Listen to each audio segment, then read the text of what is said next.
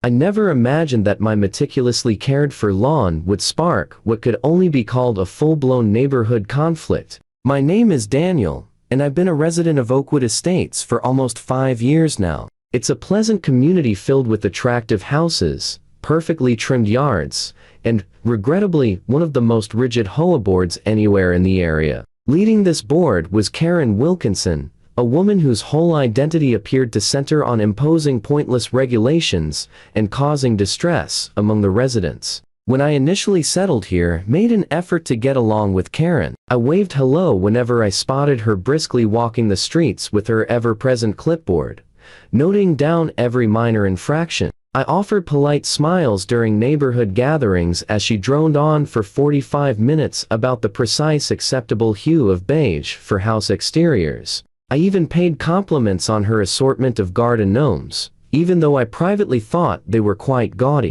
But every effort I made to build friendly relations crumbled the moment I had solar panels mounted on my roof. Those panels are an unsightly nuisance and weren't cleared by the Architectural Review Committee, Karen declared in her piercing tone, as she strode up my driveway one Saturday morning. I was busy washing my car at the time and stood upright, still gripping the hose. Actually, Karen, I filed all the required forms 3 months ago and got official approval last month, I answered steadily, grabbing the towel draped over my car's mirror. I have the paperwork indoors, if you'd care to review it, her expression twisted in clear annoyance. Well, there's still glaring too much sunlight back onto the road. It's dangerous for anyone driving by, she pressed, her voice climbing higher with every syllable. I resisted the impulse to roll my eyes. The panels come with specialized anti-reflective coating. They comply fully with state, county, and our own HOA standards.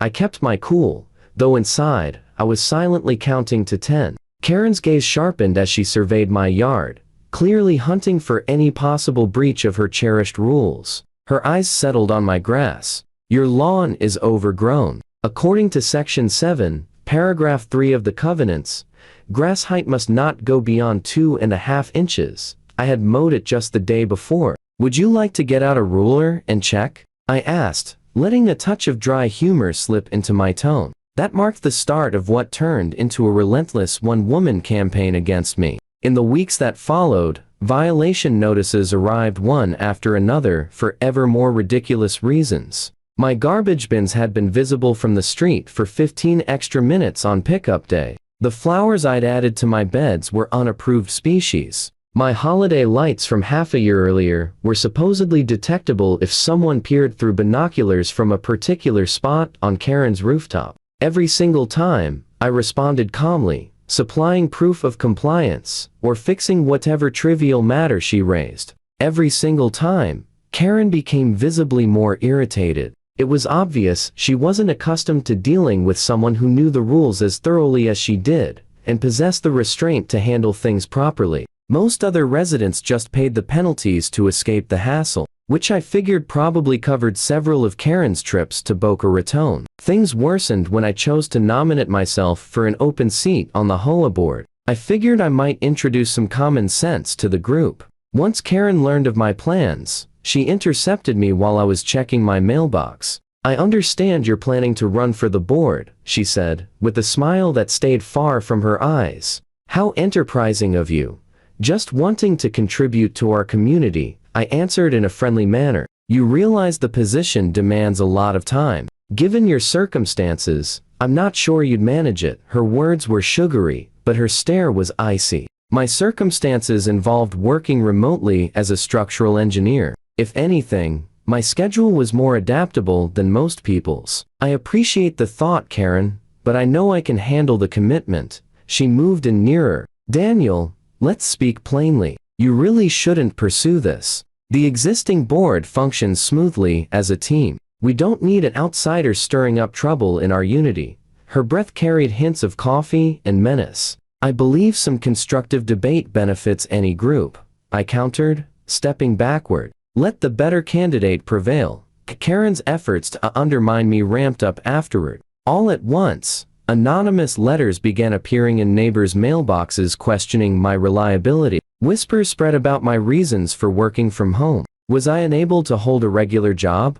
Was I operating some shady operation? Had I been dismissed from my last position for improper behavior? I preserved my composure, adhering strictly to every regulation, while promoting my vision of openness and equity. As voting day neared, it became clear from the community sessions that plenty of residents were warming to my ideas. Karen's face grew stormier with every encouraging remark aimed at me. 3 days before the vote, I came back from the supermarket to discover a utility vehicle parked in my driveway. A technician wearing a high-visibility vest was inspecting something along the side of my house. "Pardon me," I said, as I pulled up to the curb. "Is there something I can assist with?" The technician glanced over. "Are you the owner here? We got a call reporting a gas leak at this property." I furrowed my brow. I didn't make any report, and I haven't noticed any odor. "Someone did notify us," he said, glancing at his paperwork. "A Karen Wilkinson.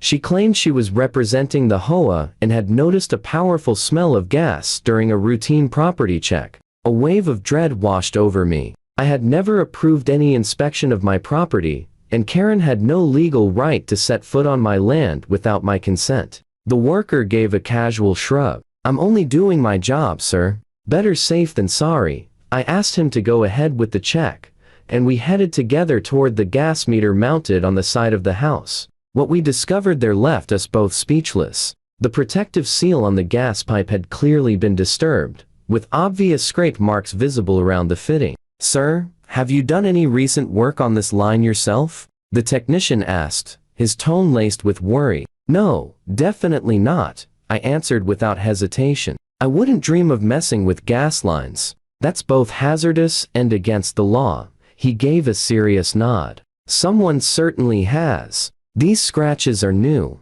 and this valve has been deliberately loosened a bit. It's not releasing much gas at the moment, but it could have turned dangerous fast. I'll have to file an official report." My security cameras. I had put them up shortly after those anonymous letters began circulating. "I have surveillance cameras," I told him, already reaching for my phone. "Let's review the recordings." We went indoors, and I cast the security app to my television screen. As we scrolled through the morning's video, we stared in shock at the clear image of Karen approaching my house, glancing around nervously, then kneeling down beside the gas meter. She was plainly visible, fiddling with something, using her hands for several minutes before scurrying off. The utility worker's face went ashen. "Sir, this is incredibly grave. She might have triggered an explosion that could have destroyed your house and threatened the whole neighborhood." I nodded, a shiver running through me despite the mild weather. "I have to call 911.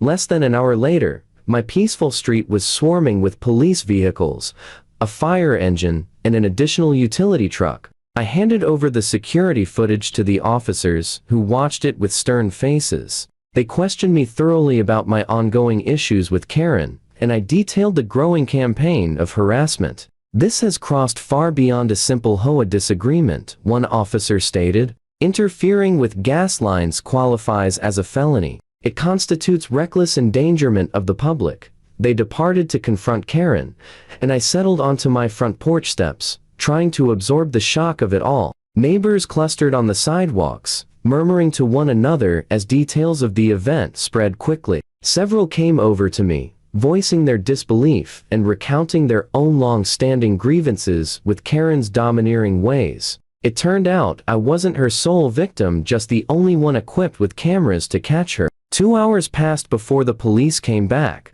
From my window, I saw them leading Karen out of her home in handcuffs. Her expression was one of pure outrage as she yelled loudly enough for everyone nearby to hear. "This is absurd. I was performing a safety check. As president of the HOA, I have full authority," she protested, while they guided her into the patrol car. By the next day, the incident hit the local news channels. Karen faced charges including criminal tampering with utility equipment, reckless endangerment, trespassing, and attempted destruction of property. Her bail was posted at $50,000. That evening's emergency HOA meeting drew the largest crowd in the neighborhood's history. Every seat in the modest community center was occupied, with residents standing along the walls. The remaining board members, appearing rattled, opened the session. "Given the developments today, the vice president said uneasily. We are moving forward with an immediate vote to remove Karen Wilkinson from her role as board president.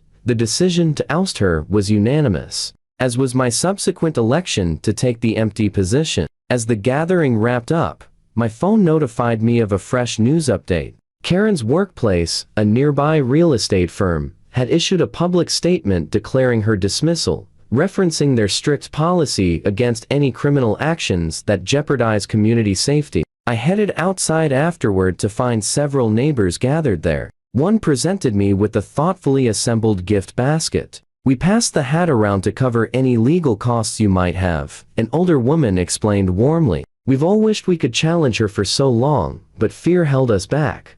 I expressed my deep gratitude, genuinely moved by their support, while still coming to terms with everything that had unfolded. As I strolled home in the fading twilight, my phone rang again. It was my lawyer with the latest information. Karen posted bail and is out, she told me, but there's additional news. The court granted a restraining order. She must stay at least 100 feet away from you and your home.